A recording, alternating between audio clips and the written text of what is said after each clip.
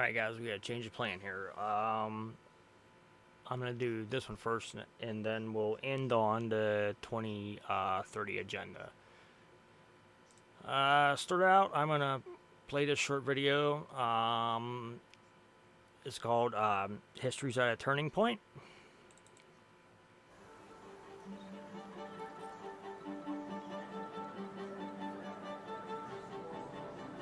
Зараз дійсно такий момент, коли вирішується, чи пануватиме в світі груба сила. When you pay for gas and oil from Russia, it returns as the striking element or a bullet. This is not just a matter of Ukraine's survival. This is putting our whole international order into question. We have the institutions, but we've lost the feeling of global solidarity. If you don't have that, then you cannot even make these institutions work.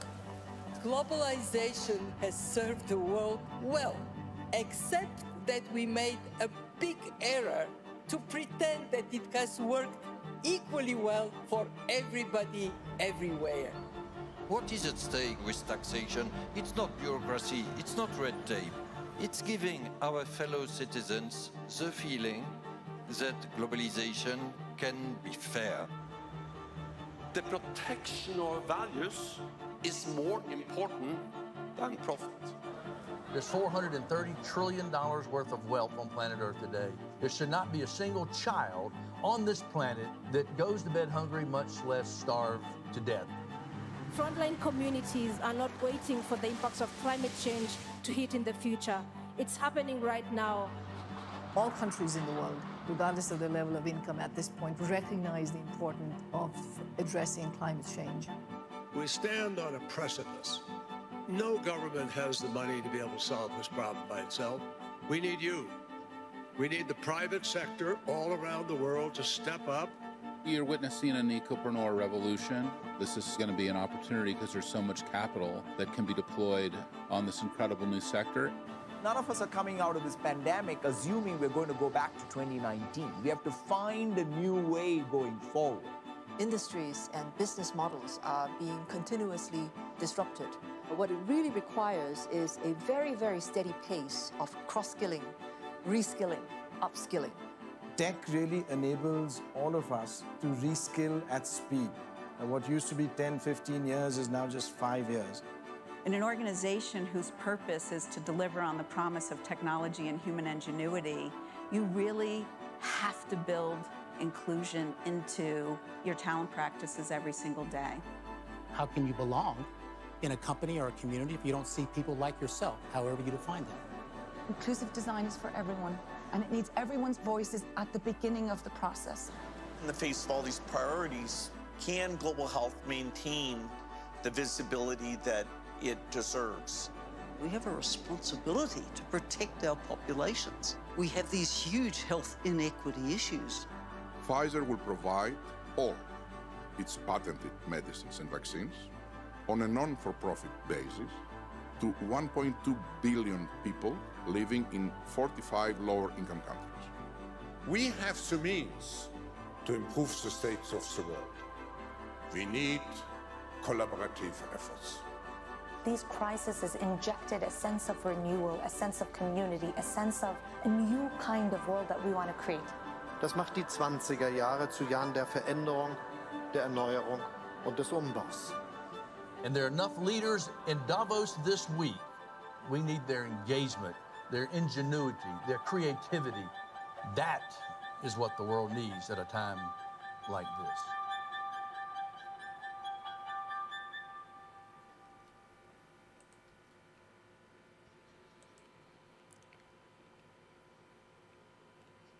Alright. We're just going to get into some stuff they were talking about. This is kind of a little sum up thing here. Some of the stuff I didn't hit in other videos.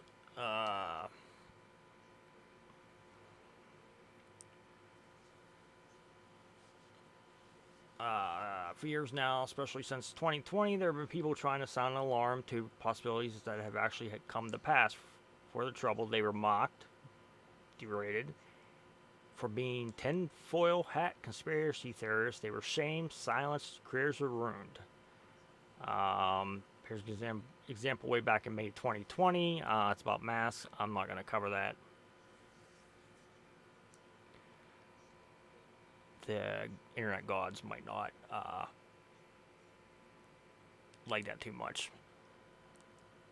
The truth about masks is pretty mainstream now, but the catastrophic damage has already been done, and the latest rounds of related conspiracy theories has been transformed into realities as we speak. As you guessed it, the same shamers and silencers are screaming conspiracy theories all over again. That's exactly how the deep state globalists want it. They laugh at our distractions and our ignorance. Albert Einstein once said, "In every crisis, there's an opportunity." That is absolutely true, and unfortunately, for millions of Americans and billions of people worldwide, there is a group of extremely insidious players working to destroy our freedom. This goes into who's in there: George Soros, Clinton, Biden, Obama, Schwab.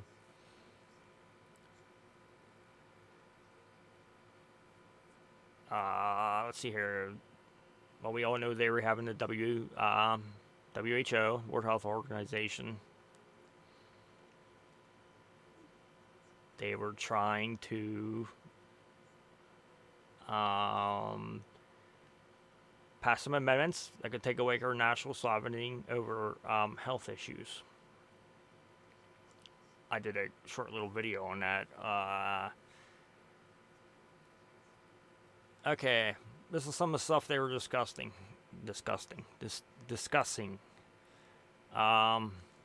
Carbon footprint tracking, virus outbreak, and digital currency schemes.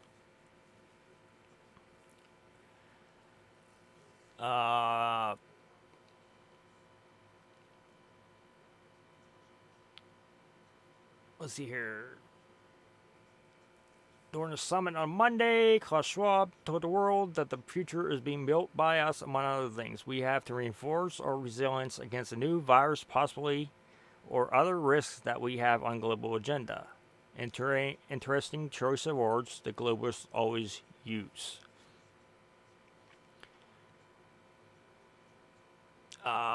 This is J. Michael Evans. This is the he's from Elbada Group president. They're the ones making the carbon foot tracker. This is pretty interesting. I'm going to play this short little video. He kind of explains a little bit, and then I'll go into a little bit more here. We're developing, through technology, an ability for consumers to measure their own carbon footprint. What does that mean? Where are they traveling? How are they traveling? What are they eating? What are they consuming on the platform? So, individual carbon footprint tracker. Stay tuned. We don't have it operational yet, but this is something that we're working on. They don't have it operational yet. Thank God. Back in March, Google released a version of this for technology for business, for small, medium businesses, with a baseline from which they can determine certain actions to take. Currently, there is an Android and iOS application available to consumers to help track individuals' carbon footprint. Now, what do you think they're doing with all that data they're getting?